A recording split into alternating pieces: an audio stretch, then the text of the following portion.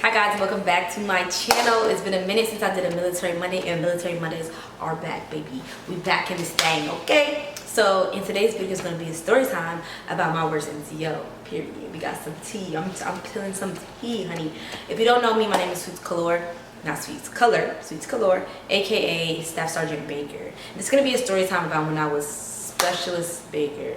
Fresh into, I have been in the active duty army for about a year. Yeah, I had just been active duty for a year. So if you don't know, I was in reserves first. I was in reserves for about 3 years, and I went active duty in 2015. In 2015, I first was stationed in Korea, and after Korea, I went to the lovely Fort Eustis. So in this story time, I'm going to be talking about basically my toxic leader story time. I had a toxic 2.5 years at Fort Eustis. I'm not gonna use nobody's names because I don't be needing them to talk about them, even though this person's out of this right now, so it shouldn't even matter. It's been like 5 years. Yeah, I've been active duty for 5 years now, so okay, no, it's been like 3 years, so it shouldn't even matter to them.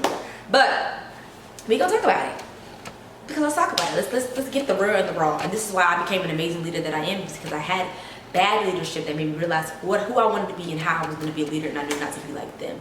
And that's just the truth. You learn a lot from leadership. You learn like from a bad leader and a good leader. From a bad leader, you learn what not to be, but not to do, how not to act, how not to treat your soldiers. And from good leaders, you learn how to do that thing. So from these leaders, I actually learned how to be the great NCO that I am today. And I do think I'm to my own harm, because I'm a damn good NCO and I don't play about my kids, period. So yeah, let's go ahead and get right into the video. So I'm gonna take y'all back, close your eyes and you're gonna wonder, about 3 years ago, when I was, maybe four years ago, honestly, when I was Specialist Baker, and I just reported to my first duty station, or second duty station.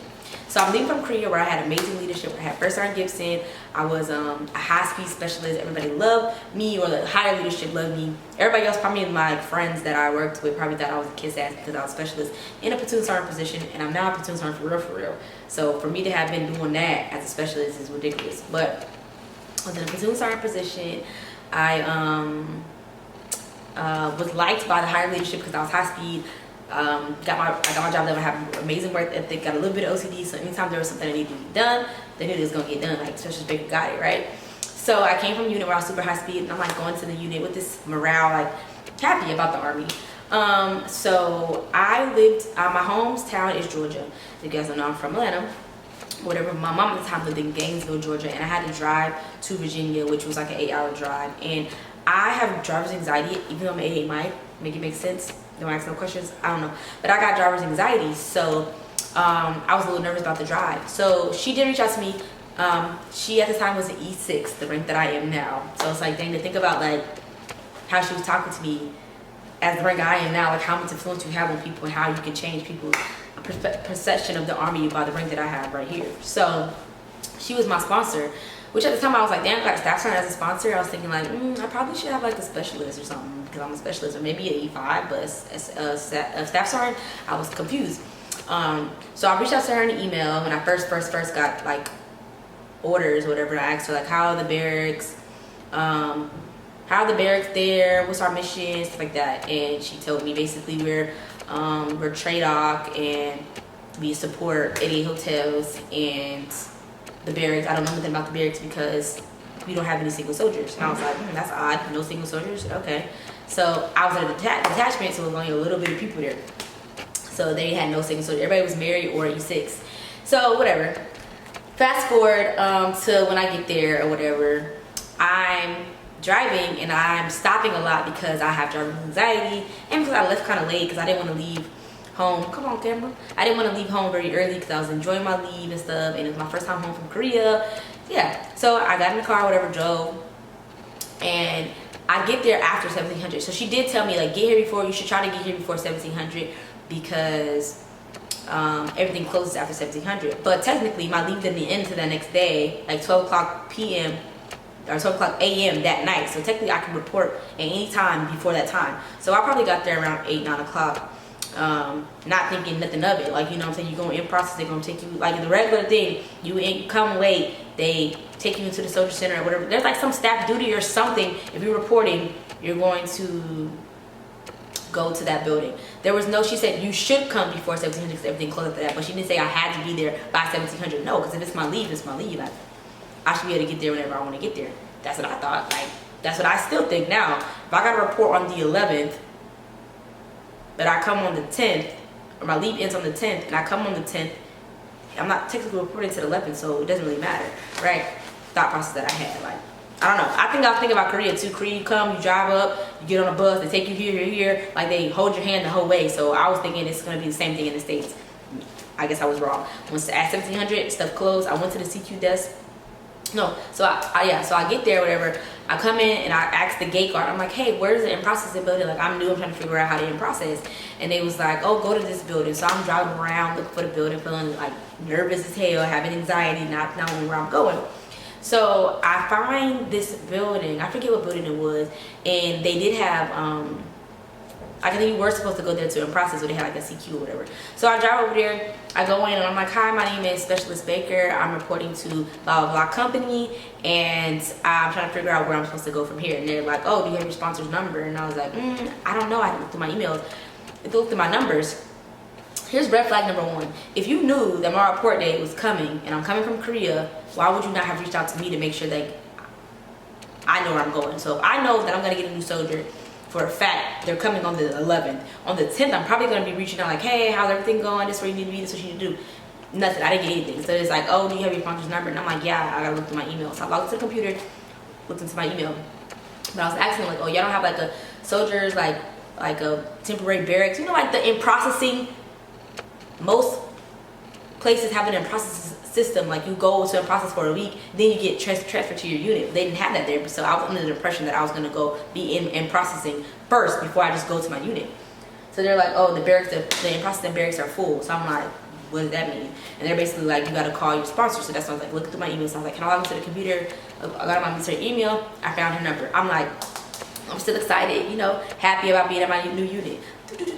I'm like, hi, this is Specialist Baker. I'm looking for Staff Sergeant blank. And then she's like, this is her. And I'm like, yeah, so I just got to the building and they said that the barracks is full. So I was just curious on like, where would I go now?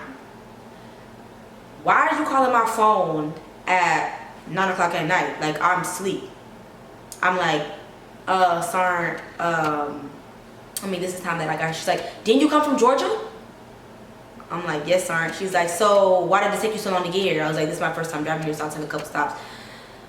Well, I don't know what to tell you. You gonna say that? I don't know what to tell you. Therefore, I don't know. I told you to get here before 1700, and I tell you to get here before 1700.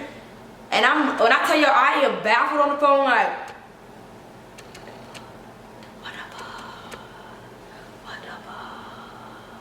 so I'm uncomfortable as hell. I'm like, Roger, Sergeant, but they're telling me like that the barracks is full, so I don't really know where I'm supposed to go. Well, I don't know how I'm gonna figure. I mean, you calling me at 9 o'clock. I don't even know how I'm gonna figure out where you're supposed to go. You should have got here before 1700, and I would have been able to help you. But it's 9 o'clock at night, and I'm asleep, and you calling me.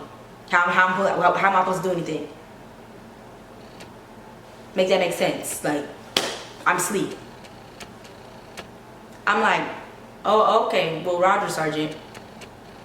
She's like, anything else you need help with? Bitch. I was like, no, Sergeant.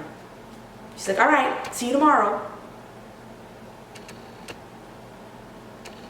Okay. Hangs up the phone. I go back in the office and I'm like, she told me that she don't know what, she don't know how to help me and that basically I'm out of luck. Oh, wait, we're wrong, my bad. On the phone, I still was like, okay, so I'm just gonna stay in the hotel then. She's like, aren't you a single soldier? I'm like, Roger, so you can't stay in no hotel. I'm like, the barracks are full. I have nowhere to stay. So, I mean, the only option would be that I can stay in the hotel. You can't stay in the hotel. You can't stay in the hotel. You're a single soldier. You're a single soldier. I'm like, Roger, I'm the single. Me now is like Roger. But then at the time I was like, Roger, Sergeant, but like, I have nowhere else to go. You're a single soldier. I'm like, I'm a single soldier, the barracks are full, and I ain't got nowhere to go. And you're telling me that you're just screaming at me, telling me I'm a single soldier and I should have been here before 1700. Like, you're not helping me. Let me tell y'all, she left me. She did not come to help me. Y'all, I'm a specialist reporting to the unit. You're my sponsor, and you're not gonna help me get a room or not help me do anything. So I'm like, whatever. I'm like, Roger, so anything else you need help with? No. Click, click. So that's when I go back in there like, I'm about to, I went in the bathroom, I started crying. Like, I was crying my eyes out because I don't know why the fuck I was so soft back then, but I cried my eyes. I think I cried I cried because I couldn't tell her, like, what the fuck do you mean you ain't gonna help me? I'm your soldier. Like, what? So I'm supposed to sleep in my car? Is that what you're telling me? I'm supposed to be sleeping in my car right now? Like, what the hell? But so I was so mad because I was just frustrated because I'm like, where I'm supposed to stay? Yes, I'll go back in after I gained my composure. And I'm like, yeah. So you could tell I kind of was crying. I was like, yeah. She basically told me that I can't stay in the hotel, and she was telling me I should have got here before 1700. So I don't have anywhere to go. He's like, okay. He's like, I'm sorry about that. Do you know where the hotel is? And I'm like, no, show me I can stay at the hotel. He's like, I mean, but you don't got nowhere else to go, so you have to stay at the hotel. And I'm like, okay. So he takes me over to the hotel. I go in there and I check in, and yeah, I go in there and I check in or whatever. And I get my bag, and then I go back to the car and I call my mom and I'm like, Mom, I don't want to be here. I want to get out the car. I don't know why I did this. Like, I was really emotional. Like, it really hurt my feelings. I don't know why I was so hurt looking at it now, but then I was hurt. Like, I was sad. Like, why would she talk to me like that? Like, I'm high speed. Like, I ain't never been in trouble before. That's the thing. I've never been talked down to. I had never been like, I ain't never been yelled at. So I'm not a bad soldier. So it just kind of caught me off guard. So now I'm like, she probably thinks I'm a shitbag. You let me get here at 1700. Like, I didn't know I had to be my leave don't end until 12 o'clock. So I thought I could be here. I want to go home. Like, that's how I was fucking crying like a fucking bitch. So yeah, then I called my other friend who I knew was stationed at 4U. She's like, I mean, you can stay here. And I'm like, I didn't want to stay there either. I was like, I already got the room. By the time I called my friend, I already got the room. So I was like, no, I'm just gonna stay at the room. So it's morning time, right? I'm thinking 06:30 PT. You know what I'm saying? They probably gonna come get me. So I get up, I get dressed, I pack all my stuff up. I'm like doing my hair to get ready for the day, whatever. I know I wasn't gonna be doing PT. So yeah, I call her. I'm like, hey, Sarn, I'm about to check out the room. I just got dressed and everything. She's like, why you about to check out the room? Things around here don't get started to 09. You know, stuff. Either she said 08 or 09, something like that. And I was like, Roger. Tell me why my phone hung up, right? My phone hangs up. My phone fucking hangs up. So it seems like I hung up on her. So I call her back. I'm like, oh, my bad, sorry, my phone. She's like, right. But yeah, I'll have one of my NCOs come pick you up. So don't go anywhere and don't check out your room because that's not smart. That's not smart. Why would you check out your room? So don't check out until I have my NCO come get you. I'm like, Roger. She's like, all right, Roger. See you then. I'm like,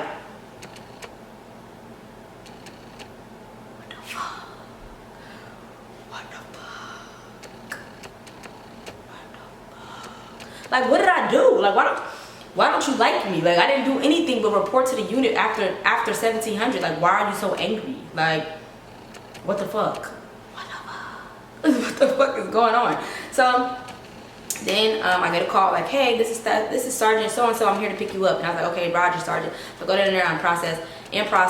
I go in there and get my whatever the fuck. I check out the hotel, and then I get in the car with this sergeant, and she's really nice. Like, oh, don't worry about her.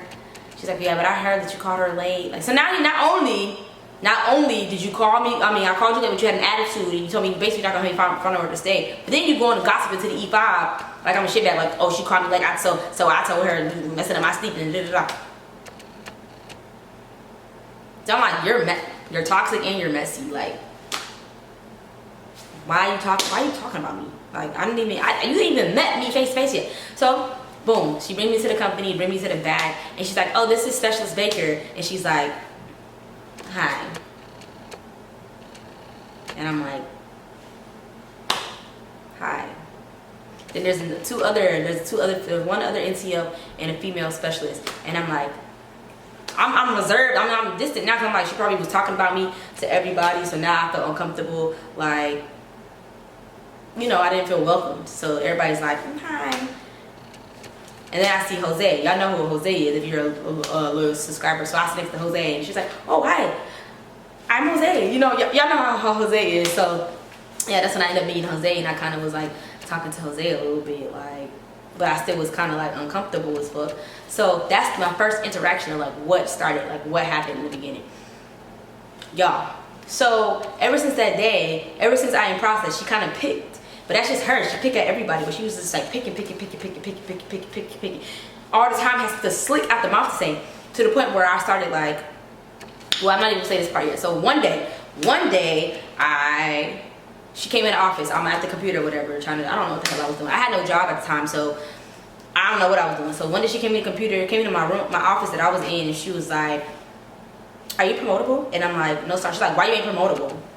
And I'm like, because I was in reserves first, and I just got active duty last year, and it wasn't to the end of like last year that I got moved to the early room, and I had better leadership. So, you know, I didn't know nothing about the board. I ain't not saying I didn't know about correspondence course. I didn't know about points. I absolutely was like a private. So I was trying to tell her basically like I was in the reserves, and then after reserves I went to Korea, but I was in a bad platoon at first, and then I got moved to platoon later. My first sergeant, he told me about promotable status and stuff, like going to the board. I knew nothing about the board. She's like, well, you know I speak fast, so I was talking like, oh well, see, I had bad leadership and I didn't get good leadership until the end of it, so I didn't know anything about the board. She's like, stop, slow down, I can't understand you, try again. I literally paused, I put my head down, I said, and I put my head back up, and she was like, Justice Baker, do you have an attitude? I'm like, no, I don't have an attitude.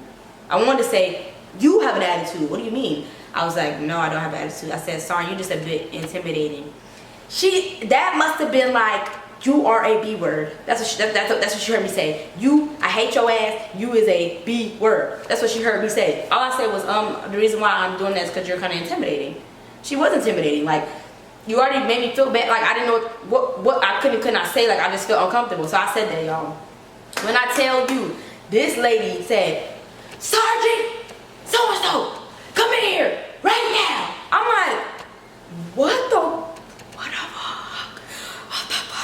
Slams the door. I'm standing at the desk. She's like, did you just call me? I'm intimidating? I'm not your friend, but I'm not intimidating. How are you gonna tell me that I'm intimidating? I care about my soldiers. I this, I that. Like, I'm talking about going on a whole spiel. Like, because because no, what you're not gonna say is that I'm intimidated. What you're not gonna say is because I care about my soldiers. I'm like, Exhibit A. Why are you yelling at me right now? I was so confused. I'm like, why did you bring another NCO in here to yell at me? I'm like confused on why she even brought another NCO, like for reinforcement to yell at me. Like, I'm like, why is she yelling? I got so pissed out of that right then and there. I fucking wrote an email to my first sergeant, like, I was telling him, basically snitching on her, like, she yelling at me, like, I didn't do anything, she was me when I in process, He was like, what's her rank? And I'm like, staff sergeant. And he's like, what the hell? He even was like, I mean, we're not in basic training, like, she don't gotta yell at you, like, y'all, she was yelling at me like I said, Sarn, fuck you. That's basically what she thought I said. I don't know, I just said that she was intimidating because that's how I felt.